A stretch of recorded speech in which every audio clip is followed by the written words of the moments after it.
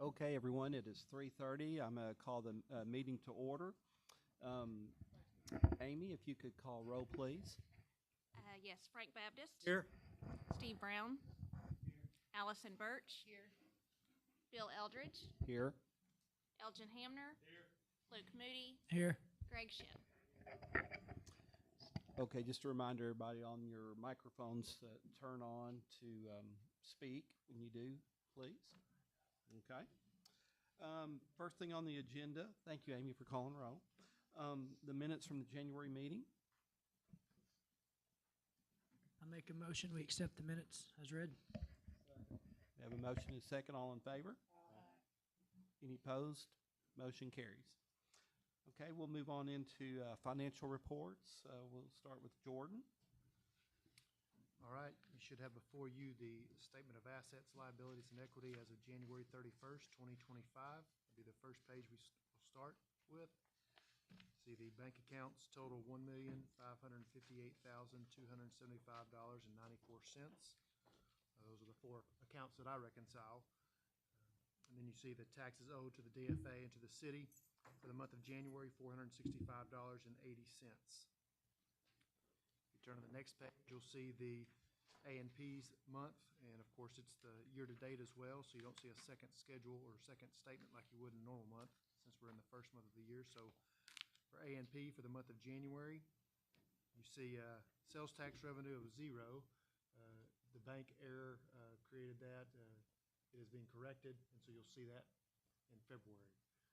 All the deposits tickets were completed correctly, but the bank just made some errors and the money did not get deposited, and so that's why you see a $0 there.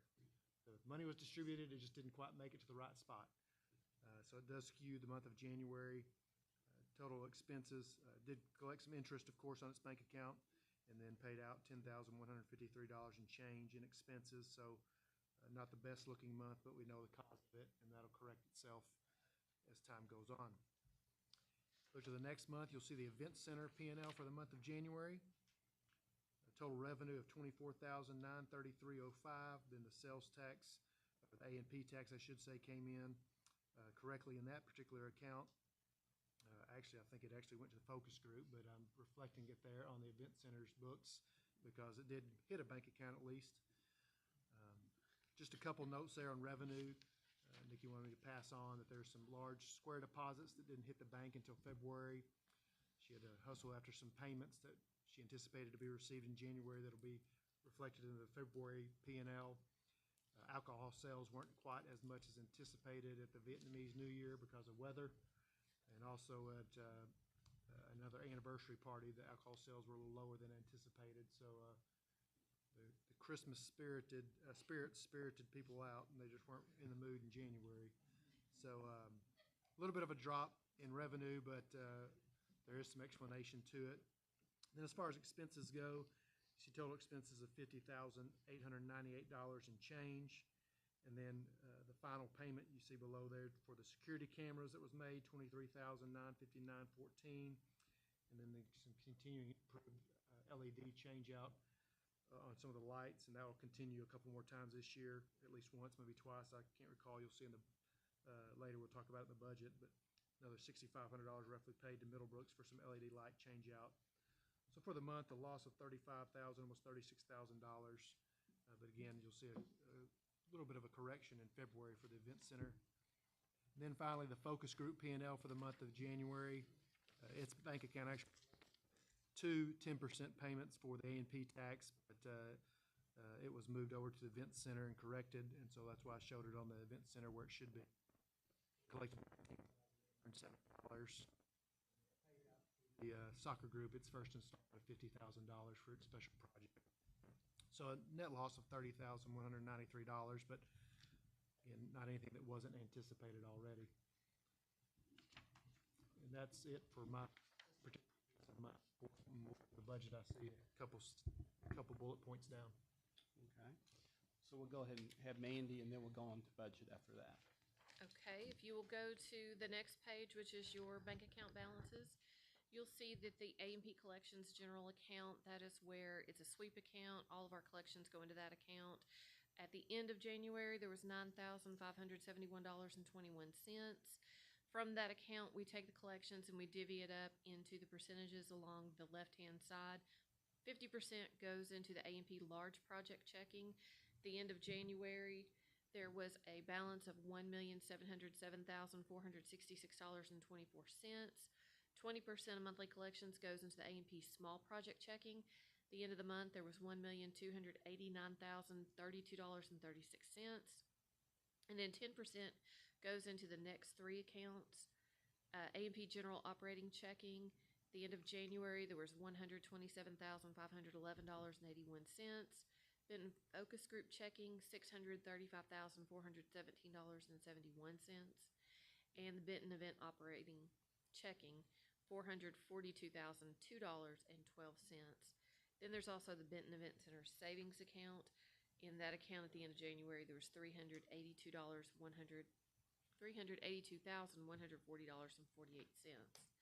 Again, if you'll remember the A&P large project checking, that is where the land is paid for. That was one of the large expenditures that happened in January. That's also where any of the floodplains or engineering, any of those invoices come out of that line item. Then if you will scroll over about 3 pages, you will see our monthly collection sheet. It's all nice and clean because we're starting over a brand new year. Again, this is December collections that were received in January. They're not delinquent until February 10th. Once you take all of those into effect, it was a 1.4% increase. However, I will say that we worked really diligently at the end of December to be able to hound all the people who were delinquent. We got quite a few delinquent people that paid the first week of January. So this is slightly skewed because there's a lot of collections. We had one that was several months behind that was a little bit sizable of an information. But overall, I think it's pretty strong. Any questions for Mandy and Jordan? I do have a question, Mandy. If following that train of thought, if you took out the large catch-ups and it would have looked like just a normal month, I'm guessing we would have been in negative growth numbers. Is that fair? It would be fair. I would say around a 4%. There were still some that we had that were delinquent that haven't paid yet. So it's kind of hard when you do that. Yeah, but I would say probably around a 3 to 4%. So not quite as bad as the miss for city sales tax or overall tax, but still a miss.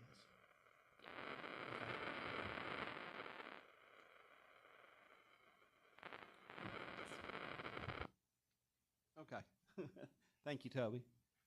So, okay, any other questions for Mandy and Jordan? We can go ahead and have a motion for those reports, then we'll go into budget. Make a motion, we accept the financials. Okay, motion and a second, all in favor? Aye. Motion carries. Okay, so Jordan, we will move on to the budget. All right. I'll just interject at any time, Chairman Eldridge, if I get off track here. Okay. All right, so you should see the 2025 budgets, 3 columns, focus group, A&P Commission, the Event Center.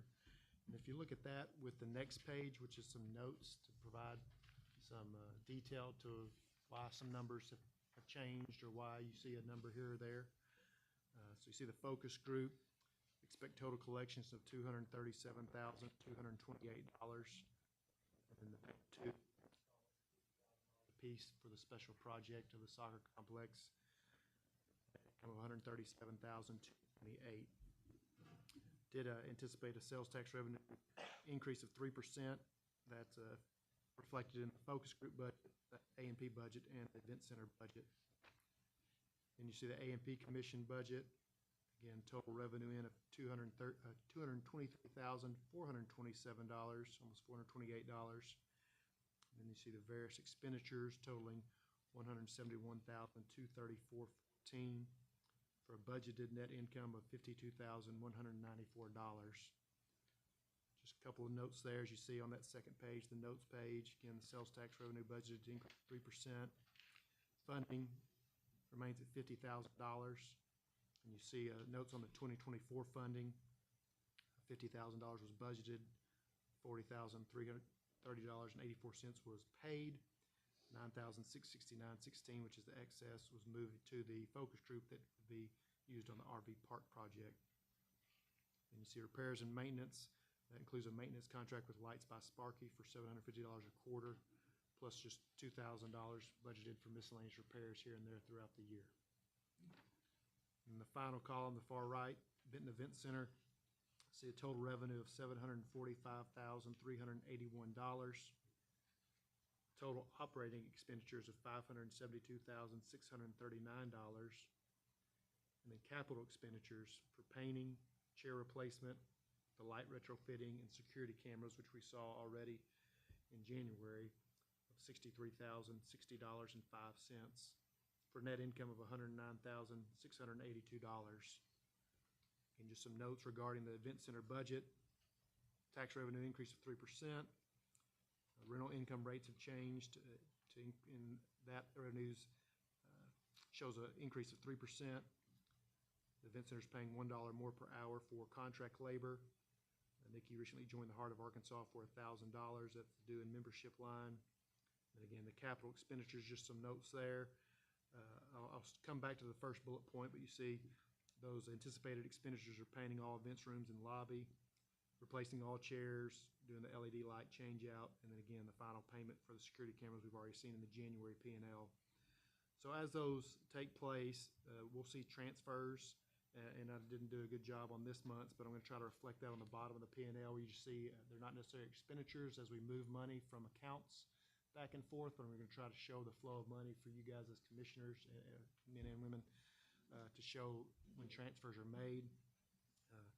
So $10,000 a month will be made to the savings account, BEC savings account, from the checking account, just loading it up for the rainy day fund, and then as capital expenditures are made, the savings account will reimburse the operating account, so it'll flow the other way too.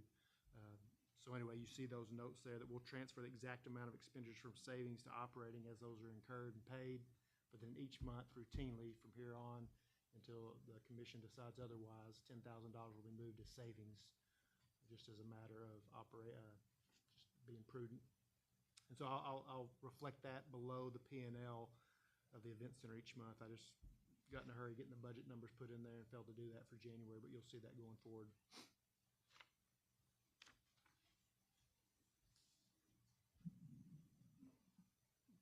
Very conservative budget. Any questions from the commissioners on the budget? Okay. I motion we accept the 2025 budget. Okay. All in favor? Aye. Any opposed? Budget carries. Thank you, Jordan.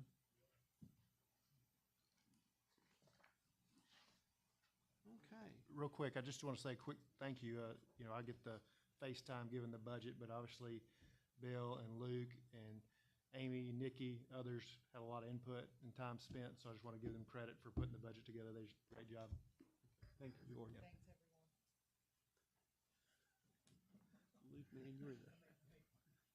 That's okay. You did well. Okay, let's move on to delinquency report. Mandy, do we have anything to note, or we already? Okay, we're good there. Okay, let's move on to funding. The first funding request is it's the second reading for the Saline County Fair Association, and that is in your packet. Once again, we're just going to revisit that. The amount requested is $7,500, and they've listed the advertising outlets that they request on that.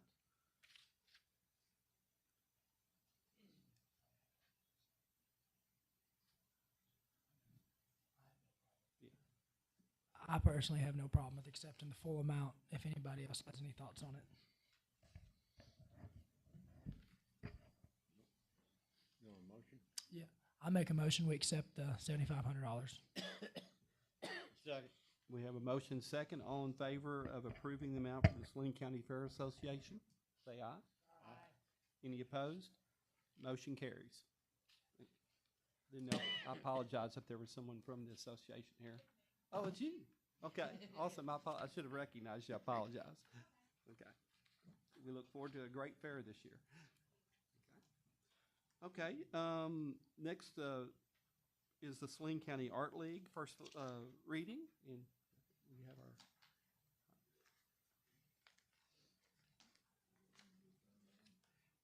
yes, it should be the little button there on the top.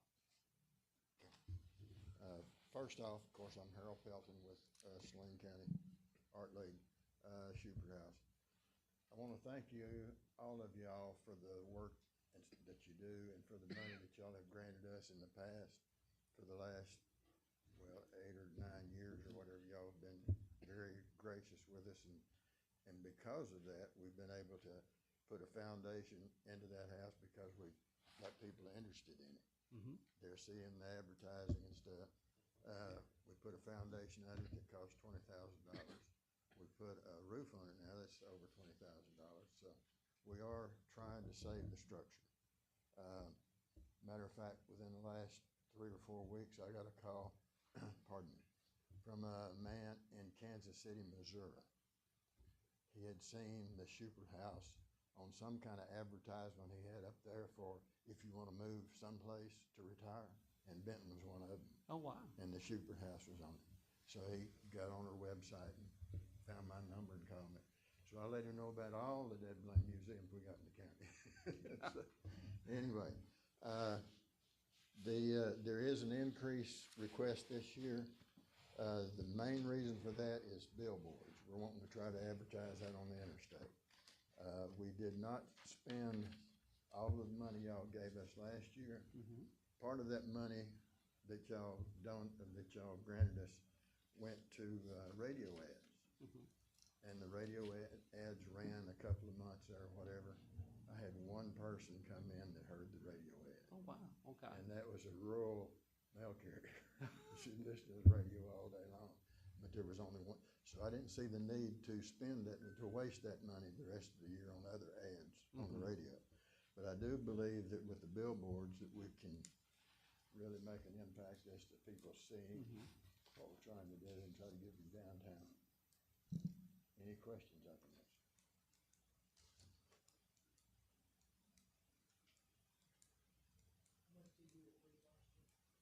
Last year was 4,000. One second. 4140. Oh, right there. There was 4140 last year.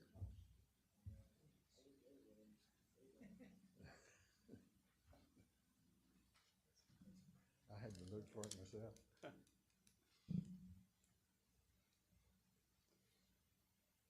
Any questions? Okay, so we'll, of course, this is the first reading, so in our March Right, meeting, right. we'll put it to a vote. On a personal note, we are trying to do, instead of a catch can type open houses. Yeah. I've convinced them this year that we're going to set at least 4 dedicated days that we're going to be open. That'll be the 3rd Sunday of each month at 2 p.m. So, Okay. So we're going to be open more than we have been open. Thank you. That's awesome. Thank you. Okay. So once again, we will vote on that option in the March meeting. Okay, and the next first reading for the Royal Players, we have, I'm sorry, I don't know your name. Hi, my name is Jamie Partain, Yes, Jamie. and this is my first time doing this, so thank you guys so much. Good afternoon. Again, my name is Jamie Partain. I'm speaking to you on behalf of the Royal Players. In addition to our annual request for posters, advertising, and playbills for the monthly shows that we do at the theater, we have additional needs. Our marquee that is iconic to the Benton landscape, and it is falling apart, and we desperately need to refurbish it. You know, it's not just a sign, it is a landmark. Everybody knows the Royal Theater sign when they come. It's just, you know, an old-timey historic town looking, I mean, it's just picturesque. Unfortunately, it's in dire need of restoration rather than mere repair. We've got broken glass, we've got peeling paint, And it's resulted in a significant aesthetic decline affecting not only the marquee itself, but the overall appearance of our downtown. Restoring this marquee will not only enhance the beauty of our beloved theater, but will also revitalize the surrounding area, attracting more visitors and bringing pride to our county. Let's see, the other new addition that we're asking for is our costume house sign. We are seeking funding for signage at the new house. We are about to have it completely open. We're moving into it now from storage. We want to aim at increasing awareness of the costume options that will be available to local schools and communities. Since the closure of Gala's costume shop, I'm sure you remember that, there's really not been an outlet for anyone to use for costumes, for plays, movies. We've got a lot of movies that have come to Arkansas. We've got, Lifetime movies have come here. We would have availability for props if they needed them, costumes if they needed them, and it will bring us income to rent these things out to other people besides use for our own. So the proposed signage will not only highlight our offerings, but also serve as an important resource for those looking to enhance their events with quality costumes. And the total cost of that signage, the quote we got was $6,000 for the costume house signage. To repair the marquee, it is $115,000. We are seeking funds to support this essential restoration project to ensure that it's restored to its former glory. The marquee will be taken completely down, the broken glass repaired, the lettering updated to a historic style that will be easier to maintain, and the entire marquee repainted and reinstalled. And so the estimated cost that we got for it is the $115,000, and we're committed to using these funds efficiently to maximize the impact on our community. So if you guys have any questions for me, I'd be glad to answer them.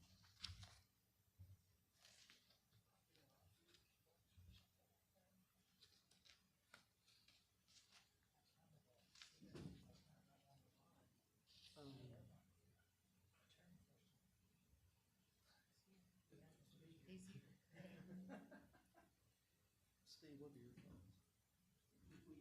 If we were to consider the two signage requests, obviously they wouldn't come from our normal $50,000 that we allocate for advertising and promotion. It would have to be considered very similarly to. It's not a direct correlation, but the soccer field investment that we made. So it would have to be, if it was considered, it would have to be, a consideration from one of those types of funds that we have on hand, not the fund that we allocate each year. I do believe that those requests are beyond the scale of something that we've ever considered before. Yes, sir. I think this is me speaking. I'm not speaking Yes, on sir. behalf of anyone else. So I guess probably should say I think that we would need to consult with the city attorney and get some advice and other things to see whether we have a legal capability to spend money on those types of things, since it's not directly in the promotion. The definition of things we know we can spend money on, like athletic fields and things like that, in the park systems, which Sure. the law Yes. clearly says we can do. Yes. And then things to advertise and promote, which the law says we clearly can do. So I think, I think we would have to do some Maybe if we homework. push, the historic part of it, because it is historic. That's not, again, we're gonna have to seek some, I hear you. I'm Yeah. not arguing against you. I'm just saying that's Absolutely. not in our normal bailiwick. So we will need to get some advice on that. Okay. Because we are very restricted on what we can spend the money on by Arkansas state law. I don't think anyone up here, and I am speaking for everybody, I don't think anyone up here would argue against the historic nature of the marquee and what it does for downtown and those things. I can tell you personally, I would have a little problem with the signage for the costume shop, Okay. simply because that would be a for-profit entity that you're opening, and I don't think we are allowed or would even want to consider paying for a sign for a new for-profit entity in town, if that makes sense. It does. Now, again, we'd probably need to talk to the city attorney, and he's shaking his head, so I think I'm pretty much on track there. That is like we would be, I thought so. I just Yeah. wanted to make clear before but Yeah, yes. yeah. So I would I think, understand that. and according to him nodding back there, I think that's part of it. You'll need to take out of your request, but we can meet, seek some advice. Beauty of it is we've got a whole month between now and the next meeting Yes, for sir. the second reading, be able to do those things and make some determinations of. I appreciate your consideration. And again, that's just me speaking. Everyone else. Couple questions. Yeah. I'm real close proximity to the theater.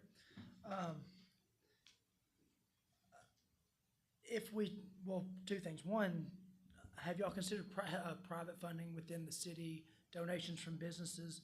And I say that because if you're speaking on the soccer fields that we're going in, they're also having in private donations from larger companies that want to make donations towards, does that make sense? Yes, several years ago, we did get a grant from A Sign Company. Yes. And they had to come out so often. I kind of think they just Pushed it off to the Yep. side, yeah, correct? because they were just basically putting gum in the holes of a sinking boat instead Yeah. of having to replace the entire thing. Absolutely. So they got tired of having to be called out because it kept going out, kept going out. Yeah, and I would think more, and when I'm speaking to this, I'm speaking more specifically to companies kind of sponsoring. Does that make sense? We'll give, say a company says, I'll give a $20,000 donation, or I'll give towards the restoration of that heritage.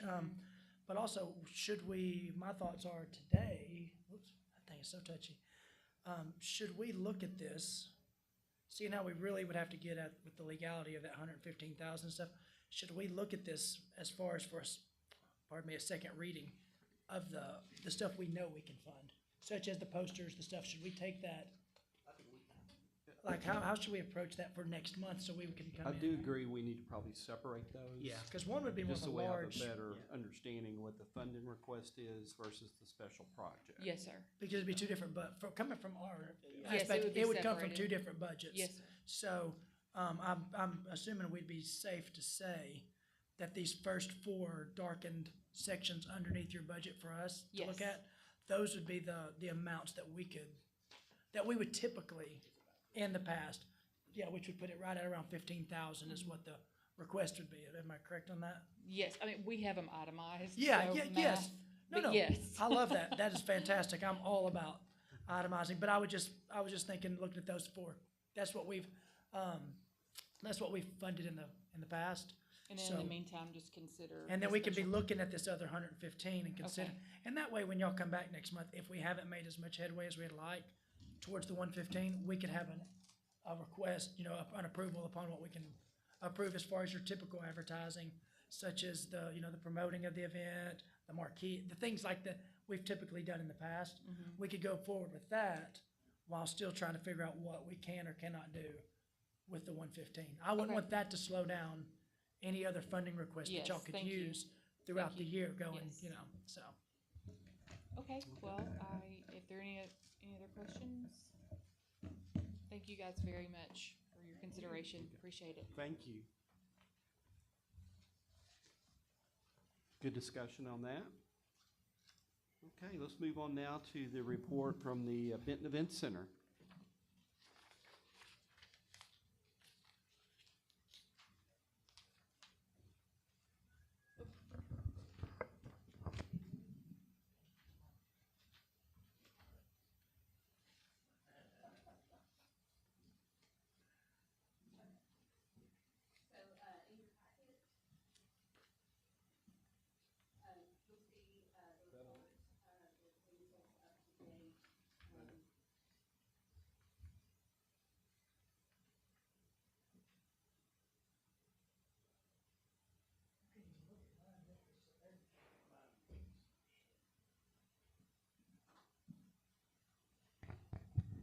Elgin, okay. Okay, so the report will bring us through February 9th. We ended last month with 978,800. We had 10 events. Like Jordan said in his financial report, the numbers for the Vietnamese New Year celebration were down. They generally have between 900 and 1,000 people, and they had around 700. We had another of our sports card and memorabilia show. We wrapped up Duck Duck Goose with 4,000 people and went straight into the varsity cheer coaches conference that they have each year. And then Recycle Celine had their banquet. Then last weekend we had JA, their charity gala. And right now we have Rayalana's beginning their sale. So we ended up with a total of 6,935 people, bringing us to a grand total of 985,735. Any questions? Looks like we'll probably break 1 million probably at one of the bingos. That would be a celebration. That'd be great. So, any questions for Nikki? Okay, we're going to move on. Report on the development of Exit 114 property. Everyone saw that we had the Bucky's groundbreaking scheduled for the 19th, but that has been postponed. We've been having a lot of rain, and they want to get in there and prepare the site for the ground opening so people don't get muddy and all that kind of stuff. So that is on hold for the moment, but you'll probably have already seen some work being done. Trees along the interstate have been removed. Clearing across from the site has started. That's where a lot of that shale will be coming from. So things are working, but we just haven't had the official groundbreaking. But rest assured that is being planned as we speak, and we're just waiting for good weather. We want everybody to come out and enjoy that when that happens. We're going to have a lot of people throughout the state will be there. So I'll put that request in, Luke. So anybody have any questions about that? Or we'll keep everybody updated. The Chamber's done an excellent job of sending the announcements out to all their membership. So if you're not a member of the Chamber, you need to join the Chamber, Luke. So, okay. There we go. Thank you. Okay, so we'll move on now to the A&P Marketing Committee, and from an update from Steve Brown, please. Yeah, a couple of things to share with the group. We've really got two things percolating right now. Well, first, as you know, the marketing group partner that we hired, they're diligently working. They've been working throughout the community, capturing video and different images, and they've been all over town. But that's an effort that's ongoing and undergoing. And will be going on for quite a while. So I got an email this week. They told me they've captured some really cool stuff. They feel really optimistic about what they've started with and what they'll end up with. So that's good news. If you'll recall, a couple of months ago, a couple of meetings ago, I presented the need for this group to either fund directly or help fund a marketing person that could work directly with the group to be our ongoing representative for the website, to help with fresh content, feed events, all of those things, so that we're not a one-shot deal where we put all this great work into developing the website and then it's stagnant for 5 years. Well, that's obviously not what we want to do. And we, as a group, we approved that. It looks like we're going to do that in partnership with the Chamber, and Gary, James, and I are meeting this Friday to work on finalizing a job description and a salary range and how that position is going to be paid for. It looks like there's an opportunity for this group and the Chamber and the Event Center to do a three-way partnership on funding that position. And that position would have responsibilities associated with each group. But we'll be getting together this Friday to work on finalizing that job description. We got some good feedback from our partner on what skill sets and things that we should be looking for there. So if anyone wants to attend that, we're in our meeting at 11 on Friday, and you're welcome to do that. The other thing, I'm trying to reconvene our marketing group. We had a month off, but it's time to get back together. Right before the holidays, we were presented some conceptual logo ideas, and some conceptual tagline ideas for consideration.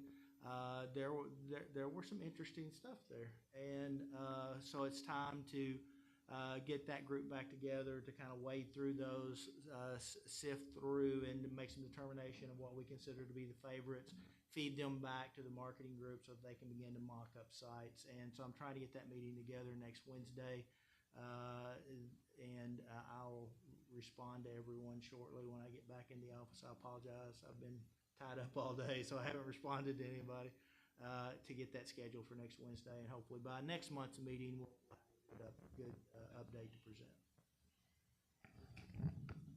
Any questions for Steve? I just wanted to speak to the team we're working with. Elgin, did they come out to your place as well? They did, and so, because I want to say I did it, post them, and they were very professional. They were outstanding to work with. The amount of time that they put in at my place really intrigued and surprised me. I thought it would be a quick, in and out 30, 35-minute thing. I didn't think much of it, just a few snapshots. No, they brought in a two-man team for mine because I'm a small location, and they really did it. I don't know how much or what they'll use, but it was exceptional to watch how much they put into just my little place, and I'm sure Elgin's as well. And so I just wanted to just kind of speak on that, how we've already seen it here, how professional they are. They carry that into every aspect of what I can see right now with their business. So That's excellent feedback. Thank you, Luke.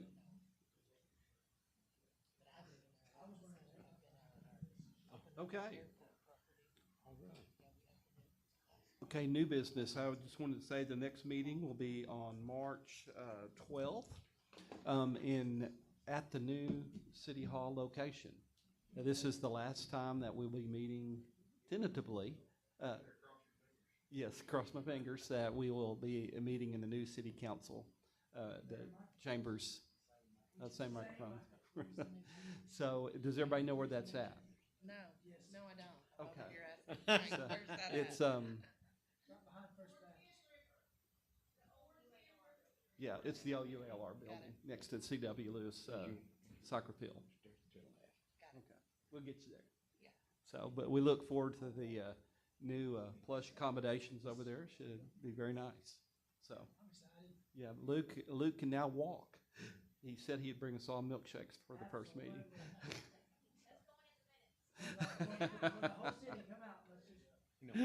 Just move the machine over there. So looking at it, it looked long. Okay, any other new business? Any other discussion? Luke? I make a motion, we adjourn. All in favor? Meeting is adjourned. Thank y'all for attending.